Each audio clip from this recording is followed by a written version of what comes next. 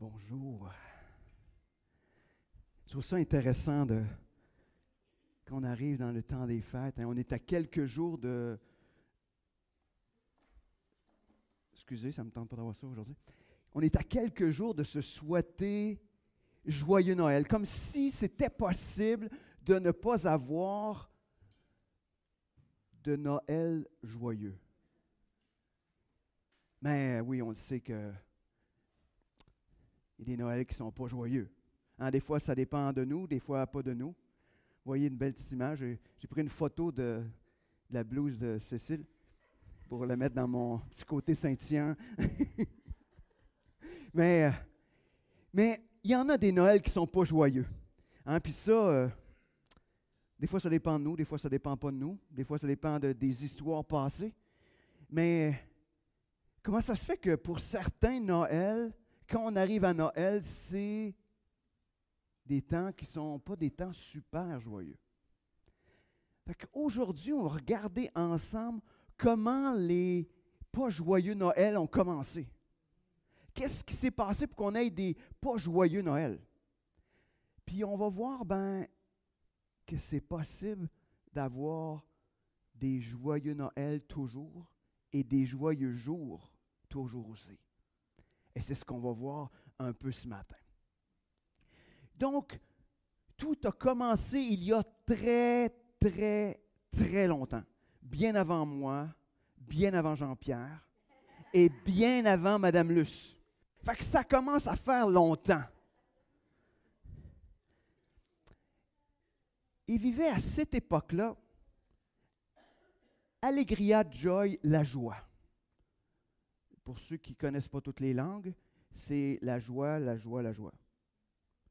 Vous l'avez en espagnol, en anglais et en français. Mais juste pour dire que c'était toute une joie. Quand tu t'appelles Allegria, Joy, la joie, c'est parce que c'est très joyeux. Et tout a commencé, on ne sait pas vraiment qui elle était.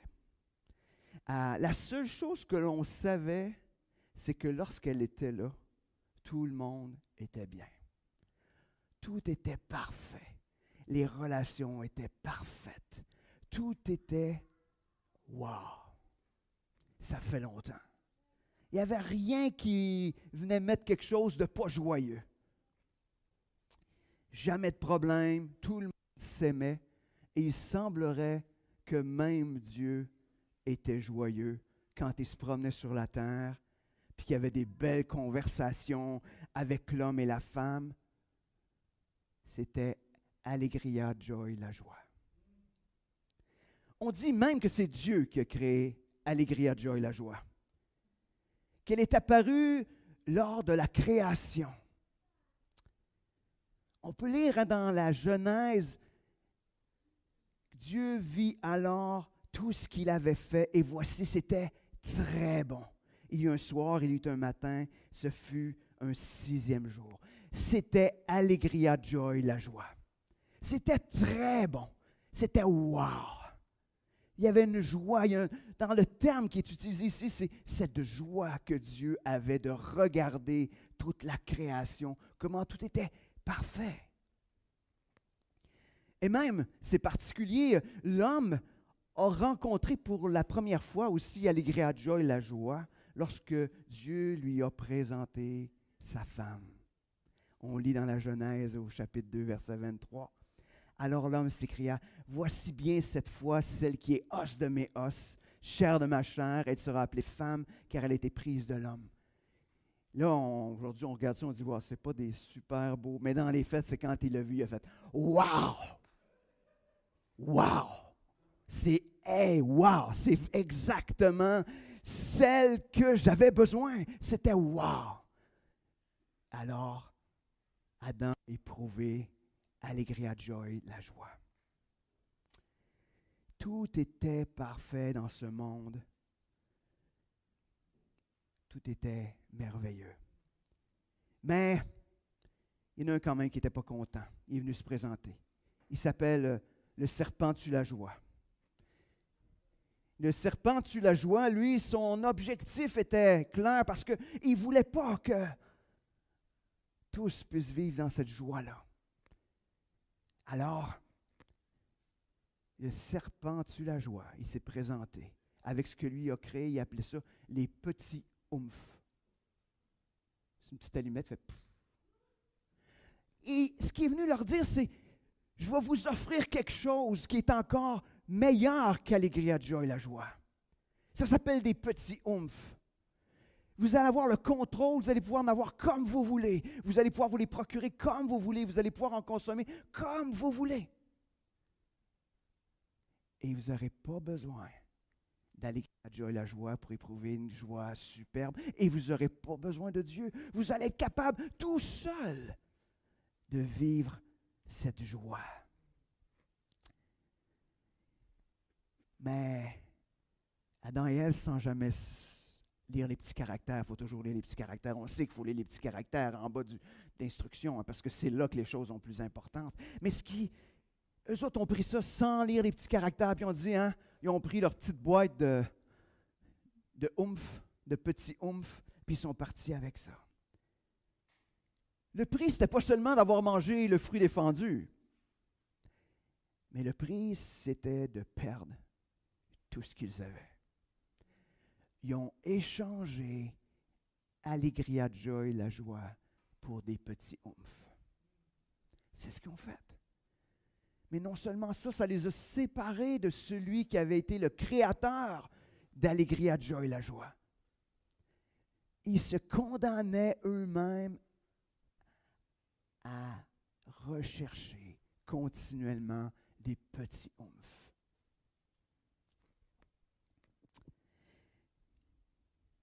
Et Dieu, peut-être pour la première fois, a été triste. Triste que l'homme et la femme aient choisi les petits oumph au lieu de choisir Allegria Joy, la joie, qui elle est allée se cacher. Il n'y avait plus accès. L'humanité n'avait plus accès à ça. Mais rapidement, l'homme et la femme ont compris que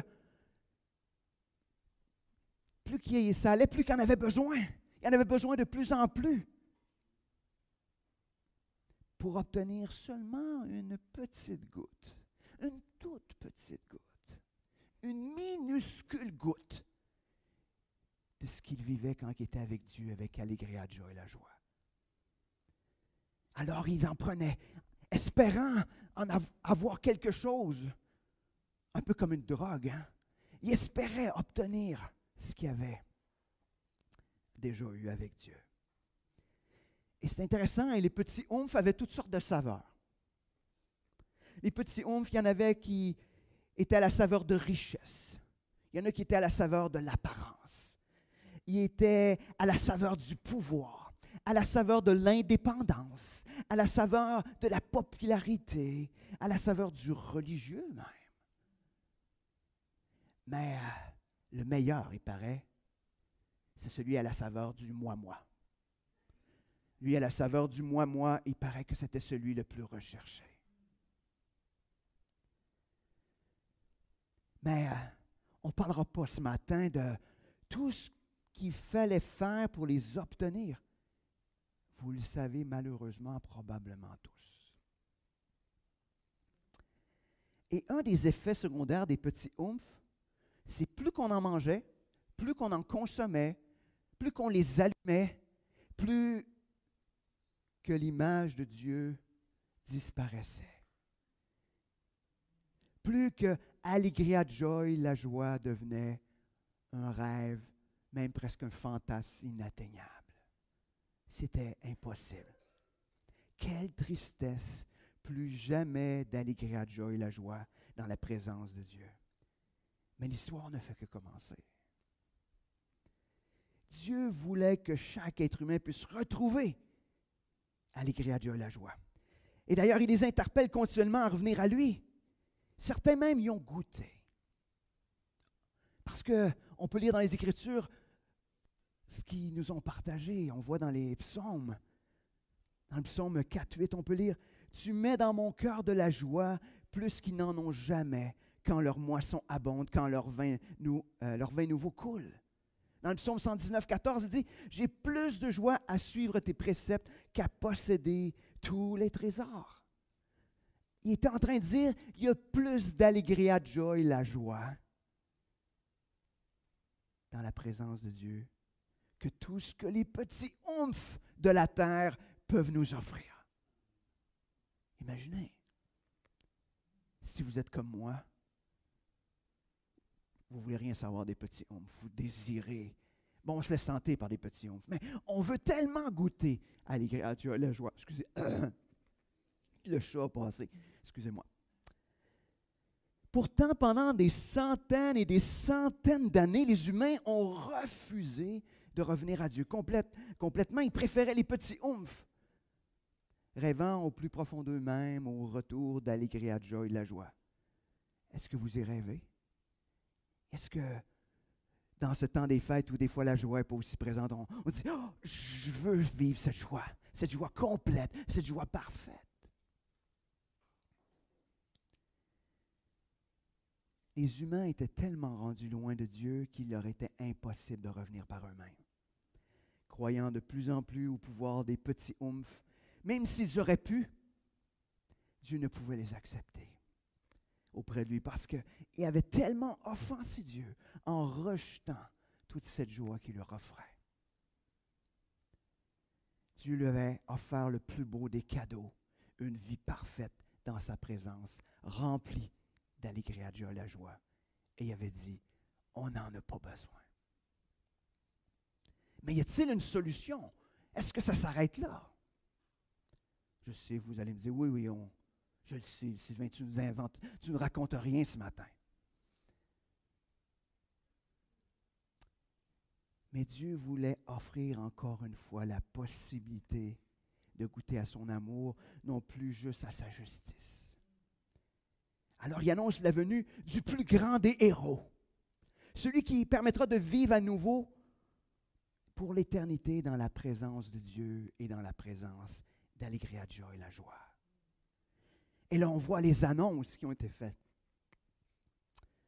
Dans Luc 1,14, on peut lire « Il sera pour toi le sujet d'une très grande joie, et beaucoup de gens se réjouiront à sa naissance. » Il est en train de s'adresser à Marie, l'ange. Ensuite, il est en train de s'adresser aux bergers. Il annonce un peu la même chose.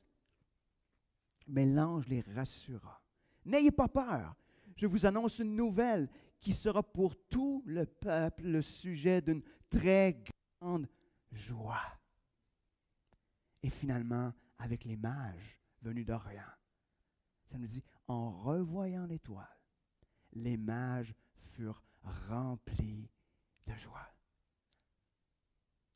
Jésus, Dieu fait homme, Dieu parmi nous, Dieu qui fait les premiers pas, encore une fois, afin que nous puissions être remplis d'allegria, joie, la joie, dans sa présence, dans la présence du Père. Parce que tout est réconcilié avec le Père. C'est donc la venue de Jésus qui nous permet de se souhaiter un joyeux Noël, qui se permet de se souhaiter aussi un joyeux jour. Hein? On se souhaite bonjour, hein?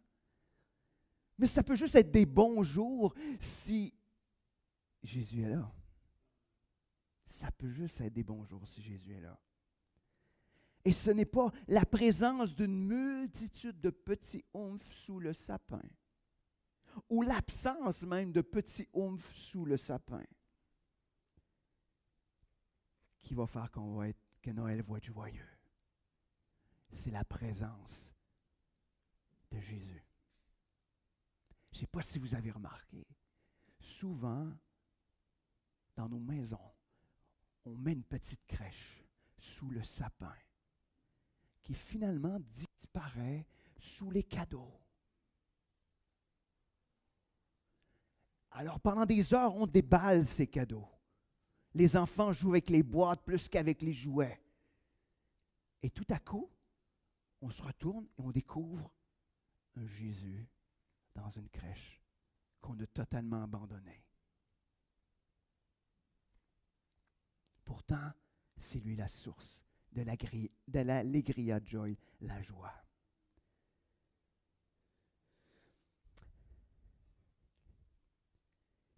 Peu importe ce qui se produira dans ta vie, peu importe ce qui se produira à Noël, tu as accès à ce plus beau des cadeaux, qui est seulement offert dans la présence de Dieu, avec Alléluia, joie et la joie. C'est si tu ouvres le plus beau des cadeaux qui t'est offert, Jésus, Dieu fait homme, le seul parfait qui satisfait la justice de Dieu. Si tu crois que seule sa justice te réconcilie avec le Père, afin que tu puisses vivre l'allégria, joie et la joie, maintenant et jusque dans l'éternité.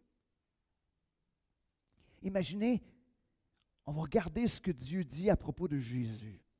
On voit dans Luc 3, 22, immédiatement après que Jésus était baptisé. Et le Saint-Esprit descendit sur lui sous une forme corporelle comme une colombe. Une voix retentit alors du ciel, « Tu es mon Fils bien-aimé, tu fais toute mon allégria, joie et la joie. » Tu fais toute ma joie. Une joie complète, une joie parfaite. La joie se trouve seulement en Jésus. Il était le seul qui pouvait faire toute la joie de son Père. Quand Dieu voit son Fils, il s'écrie « Allégria, joie et la joie ». Mais ce qui est encore plus intéressant, non, ce qui est encore très intéressant, parce que plus intéressant que Jésus, c'est impossible. Mais ce qui est encore très intéressant, c'est que pour tous ceux qui croient en Jésus, qui croient qu'il est le seul parfait, le seul qui est le héros, qui peut nous sauver de la colère de Dieu que nous méritons, que nous autres aussi, on a préféré les petits oumphes. Peut-être que même encore, parfois, nous préférons les petits oumphes. Je vous demanderai pas les petits oumphes que vous préférez. Mais n'oubliez pas que ça n'a rien à voir avec ce que Dieu veut vous offrir. Mais ce qu'il dit, c'est que pour ceux qui l'accueillent, pour ceux qui reçoivent ce cadeau parfait, on peut lire dans Jean 1,12, « Certains pourtant l'ont accueilli, ils ont cru en lui. À tous ceux-là, il a accordé le privilège de devenir enfants de Dieu. Il vous a donné le privilège d'être vus par Dieu comme son allégria, joie, la joie. » Comme la même chose quand il voit son Fils, parce qu'à travers nous, il voit son Fils, Dieu s'écrit la même chose. Vous êtes mon allégria, joie, la joie. Nous devenons cette joie non pas à cause de ce que nous avons fait, mais à cause de ce que Jésus a fait. Et qu'est-ce qu'il a fait? C'est par sa mort sur la croix, il a fait de nous ses enfants qui font son allégria, joie et la joie. Mais ce qui est intéressant, c'est que ce n'est pas juste une joie qui est passagère, c'est une joie qui est là pour maintenant jusque dans l'éternité. Dorénavant, nous pouvons expérimenter la joie, plus qu'une joie de petit oomph, mais une joie d'allégria, joie et la joie. Est-ce que c'est cette joie-là que vous expérimentez? Je regarde votre face, là. Je pense qu'il y en a qui ont juste des joies de petit oomph. Mais je veux juste que vous sachiez que vous avez accès à toute cette joie-là. Même si vous avez l'impression de ne pas le vivre ce matin, vous y avez accès. On va regarder un texte où Jésus réoriente la joie de ses disciples. Peut-être que ses disciples avaient peut-être une image, comment je dirais ça, plus dans les petits oomph que dans ce que c'était la vraie joie. On va dans Luc 10, versets 17 à 20. On peut lire, « Quand les 72 disciples revinrent, ils étaient pleins de joie et ils disaient, « Seigneur, même les démons se soumettent à nous quand nous leur donnons des ordres en ton nom. » « Oui, leur répondit-il, je voyais Satan tomber du ciel comme l'éclair. Écoutez bien ceci. Il est vrai que je vous ai donné le pouvoir de marcher sur les serpents, les scorpions et d'écraser toutes les forces de l'ennemi, sans que rien ne puisse vous faire du mal. Toutefois, ce qui doit vous réjouir, ce qui doit faire à votre allégria, joie, la joie, ce n'est pas de voir que les esprits mauvais vous sont soumis, mais de savoir que vos noms sont inscrits dans le ciel. » De simplement savoir que vous êtes inscrits dans le livre de Dieu. Même quand tout autour, ça va tout croche.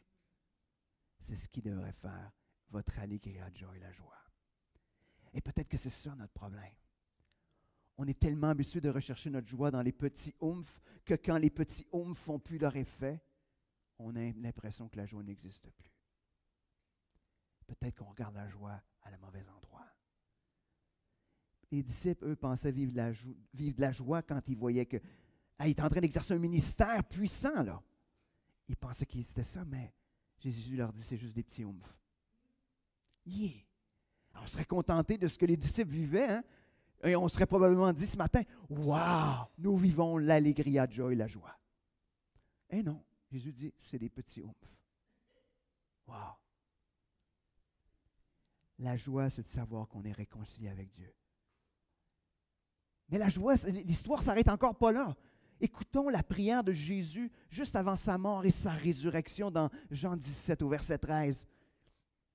« À présent, je retourne auprès de toi. Et je dis tout cela pendant que je suis encore dans le monde, pour qu'ils possèdent en eux cette joie qui est la mienne, une joie parfaite.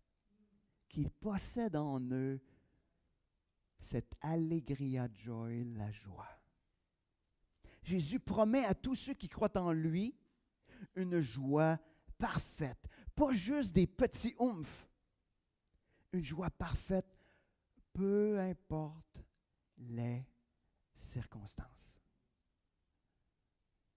Hey, ça vous tente-tu? Moi, ça me tente.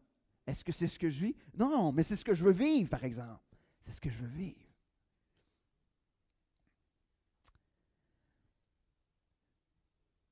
On va voir des textes où on voit justement c'est quoi cette vie un petit peu avec cette joie. On voit dans Galates 5, 22. Mais le fruit de l'esprit, c'est l'amour, la joie. Oh, wow! La joie. Pas de la petite joie, là. De l'allegria joy, la joie. Je suis sûr que vous allez vous souvenir de ça. Hein? C'est d'allegria joy, la joie. Et j'espère que vous allez vous en souvenir. Parce que c'est au moins 3 fois plus de joie que de la joie. Fait que c'est déjà un petit peu plus gros. Philippiens 4 dit, « Réjouissez-vous en tout temps de tout ce que le Seigneur est pour vous. » Oui, je le répète, soyez continuellement, on pourrait dire, dans cette allegria joy, la joie. Pourquoi vous pensez que Paul dit ça? C'est parce qu'il ne vivait pas toujours l'allegria joy, la joie. Hein? Mais il est juste en train, Paul, de réorienter. Et où la joie? Il dit, « Réjouissez-vous en tout temps de ce que le Seigneur est pour vous. » Pas fait pour vous, mais ce que le Seigneur est. Qu'est-ce qu'il est pour vous? Ça devrait produire cette joie. Pas les petits oomphes. 1 Pierre 1,8 nous dit, « Jésus, vous ne l'avez pas vu et pourtant vous l'aimez. Mais en plaçant votre confiance en lui, sans le voir encore, vous êtes remplis d'une joie glorieuse qu'aucune parole ne saurait exprimer. » Alors mon mot d'allegria joy, la joie, est très très faible.